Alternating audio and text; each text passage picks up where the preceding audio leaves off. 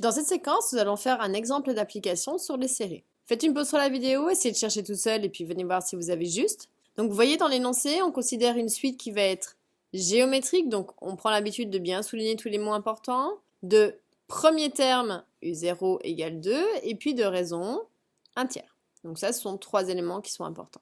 Première question, on va exprimer UN en fonction de N. C'est du court. Puisque je sais qu'elle est géométrique, dans ces cas-là, j'ai une formule qui me dit que UN, c'est U0 fois Q puissance N. Alors vous vous souvenez, c'est parce que pour passer d'un terme au suivant, de U0 à U1, on fait fois Q.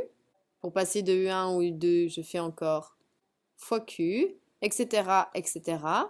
Donc pour aller jusqu'à UN, depuis le terme qui est juste avant, on lui a fait également fois Q. Et donc si on fait le chemin raccourci pour passer de là à là, dans ces cas-là, UN, il vaut U0, point de départ, à qui j'ai fait Q fois Q fois Q n fois, c'est-à-dire Q puissance n. On n'a plus qu'à remplacer, puisque U0, il vaut 2, donc ça va faire 2 fois la raison, c'est-à-dire 1 tiers, à la puissance n. Si vous avez écrit ainsi, c'est faux. Pourquoi? Parce que le n ici, il est la puissance de 1. Or, nous, on voudrait qu'il soit la puissance de tout le 1 tiers, donc c'est-à-dire parenthèse ici.